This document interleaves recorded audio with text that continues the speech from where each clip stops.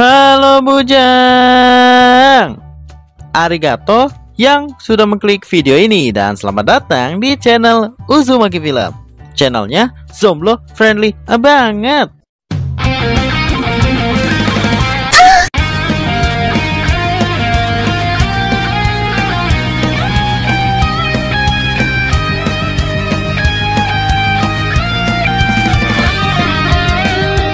Di video kali ini Uzumaki Film bakal merekap alur cerita anime lanjutan beberapa bulan lalu, kalau kalian inget ya. Dan komen bet, aku baru lanjutin karena ya seperti biasa lupa. Untungnya ada yang ngingetin di komentar, yaitu anime ini berjudul Zero no Tsukaima Final Series. Bisa dibilang season 4-nya.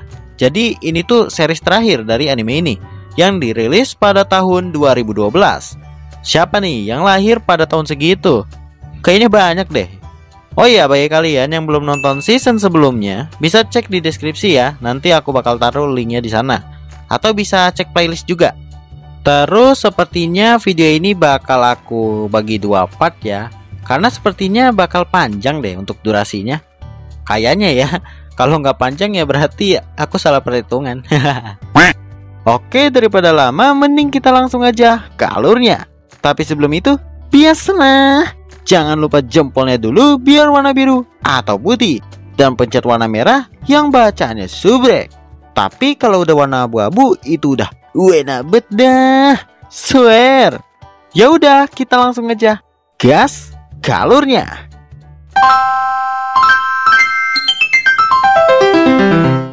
Watashi 3人の物語をお楽しみください. Di awal scan, memperlihatkan Saito dan Ciwi-Ciwi lagi berantem seperti biasa. Terus, pas Saito terkena ulti Louis, datang Cobert Sensei untuk mengatakan kalau mereka semua diundang oleh Ratu Herienta ke kerajaan Romalia. Lalu, scan berpindah saat mereka sudah sampai di sana, di mana yang lain akan ke penginapan. Sedangkan Julio diperintahkan hanya membawa Saito, Louis, serta Tiffania untuk menemui Herienta sama 1 orang lagi. Sesudah sampai di tempat Herienta berada, mereka bertemu dengan seorang paus atau pemimpin gereja bernama Vittorio Sarevare. Beliau di situ mengapresiasi mereka sambil memberitahu kalau Tiffania sebenarnya adalah seorang penyihir Void macam Louis. Begitu pula dengan Mbak Vito. Jadi ada 3 tuh penyihir Void.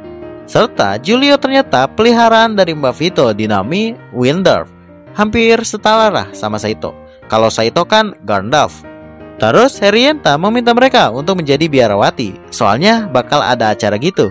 Sekalian Mbak Vito pengen memancing penyihir Void satu lagi, yaitu omnya si Charlotte, Joseph namanya. Kalau kalian ingat ya, aku juga sampai lupa orangnya yang mana. Awalnya saya tuh nolak pastinya, karena kalau nggak salah Joseph itu rada-rada pernah nganuhin si Charlotte. Tapi Mbak Vito menjelaskan kalau mereka berkumpul itu demi menyelamatkan dunia. Jadinya Louis tanpa cocotnya langsung nerima baik tawaran Simbah. Kemudian malamnya Saito sama Louis berantem lagi, cuma gara-gara ya saling cemburu aja sih. Terus setelah Saito pergi, Louis melihat ada 2 orang misterius memasuki kawasan kerajaan. Sesudah diikuti, ternyata mereka berdua mengambil sebuah barang. Kampret sekali, Louis pas pengen nyiduk malah keciduk balik, sehingga doi ngadu sama Saito. Nah, Saito yang berada di luar mendengar itu langsung utiwi ke sana. Lalu terjadilah battle bentar di mana dengan combo pengalihan membuat Louis mampu menangkap 1 orang. Namun sayangnya, orang satunya lagi berhasil kabur membawa barangnya. Di sisi lain, Tiffania yang sedang memanggil peliharaan dengan Cobert Sensei gak sengaja. Di situ, Saito jatuh dari lubang pemanggilan karena mental dengan sihirnya Louis. Untungnya, Cobert Sensei berhasil buat nyelamatin Saito. Walaupun landingnya bisa dikatakan enak juga tuh. Lanjut. Pagi harinya, singkat aja, di selingan acara, Tiffania yang masih kepo apakah Saito itu peliharaannya mencoba nyosor demi bukti.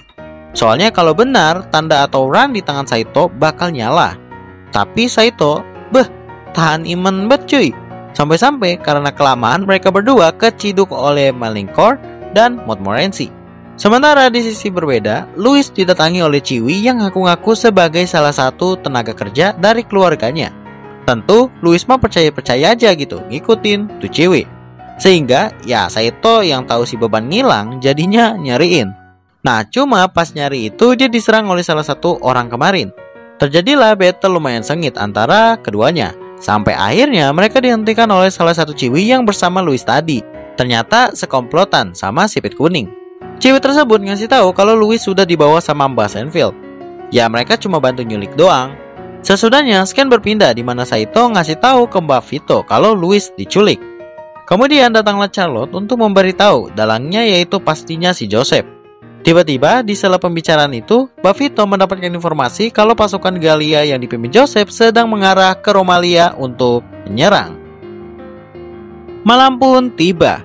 Pas pasukan Romalia mencoba menahan, si Joseph menggunakan sihir milik Louis buat ngasih HPD. Dan terbukti saat pasukan Romalia melihat the Meg area dari serangan tersebut, membuat para beliau memilih mundur. Sementara Louis yang lagi ngedengerin ceramah no jutsunya si Joseph berhasil melepas ikatannya dan pergi dari kapal sambil mengambil bom terakhir.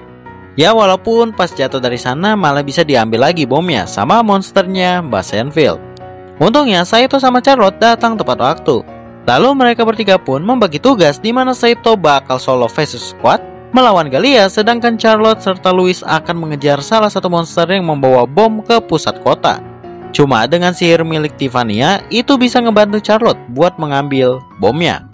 Di sisi berbeda, Saito yang terpojok diserang terus sama pasukannya Mbak Senfield mengeluarkan pistol pemberian Julio agar membuat Doi nggak bisa ngapa-ngapain dulu.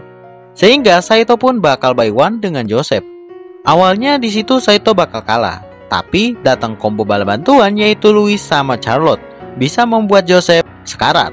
Sebenarnya Charlotte bisa aja memfinishing omnya itu, cuma karena kasihan jadinya dia memilih buat dipenjara aja. Siapa tahu tobat kan? Tiba-tiba Mbak Senfield datang menyuruh mereka buat pergi dari sana. Berhubung dia pengen sama si Joseph tuannya. Dan bomnya itu mau meledak. Terus bener aja pas mereka bertiga sudah agak jauh dari kapal tersebut, bomnya pun meledak. Jadi bisa dipastikan si Joseph sama Mbak Senfield meningsoy. Di dalam kerajaan, mereka disambut oleh Mbak Vito. Namun Saito merasa ada yang aneh. Kayak misi penyelamatannya itu udah direncanain gitu. Dan ya Mbak Vito ngaku memang mereka sengaja memancing Joseph menggunakan penyihir Void sebagai biarawati agar bisa memulai perang suci dengan Gallia. Bisa dibilang jadi tumbal gitu si Louis. Sesudah mendengar pernyataan membangkangkan tadi yang membuat kesel, pas mereka keluar dari sana, malahan Saito dan Louis disambut oleh para people Romalia karena berhasil mengalahkan Joseph. Lanjut, beberapa hari kemudian setelah kejadian, para murid di akademi mengadakan acara keberhasilan gitu, dimana pada senang-senang dulu aja dah. Sampai ada yang hampir senangnya itu kelewatan. Siapa lagi kalau bukan Saito sama Louis. Besoknya niatnya tuh Louis pengen beli rumah buat tinggal bareng sama Saito.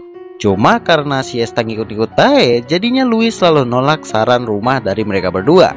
Pas berada di kafe biasa tempat Mbak Scaron, Saito ternyata udah mulai populer di kalangan ciwi-ciwi semenjak bisa mengalahkan Joseph. Nah itu membuat posisi Louis serta Siesta jadi terancam.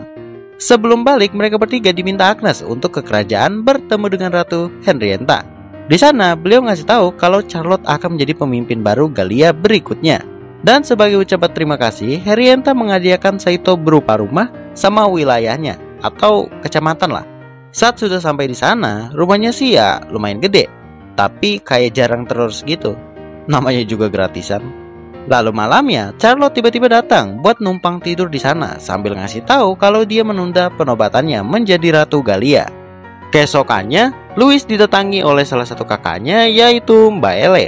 Dia gedek sama si Louis soalnya bisa-bisanya dia tinggal serumah bareng cowok, padahal nikah aja belum. Apalagi tinggalnya bareng si Saito.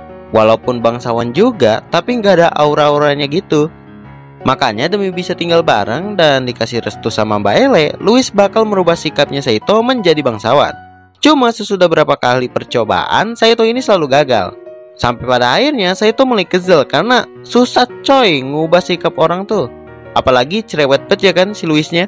Sehingga mereka berdua pun berantem. Pas Saito berada di gudang, tanpa sengaja dia menekan tombol yang membuat pintu rahasia terbuka. Nah, saat menelusuri ruangan itu, dia memasuki sebuah kamar yang terdapat kaca di dalamnya. Saat dipegang, tiba-tiba langsung ada cahaya ilahi mensamun Henrietta. Mereka berdua pastinya terkejut dong. Kemudian Henrietta punya teori kemungkinan di kaca tersebut terdapat sihir teleport yang dimana kemungkinan kamar rahasia di rumah Saito dulunya adalah kamar selir. Terus di situ sempat terjadi nyosor-menyosor antara mereka berdua. Namun tanpa disadari, Louis ngelihat adegan itu yang membuatnya ngambek pastinya. By the way, Gomen nih, kusingkat aja ya. Seperti biasa, drama terus. Ujung-ujungnya balikan lagi dengan kata-kata manis. Hari berikutnya, para warga di sana menemukan sumber air panas di mana Saito yang melihatnya mempunyai ide untuk dibuatin sebuah onsen atau pemandian air panas gitu. Singkatnya, Gis DKK udah datang ke rumah Saito untuk mencobanya.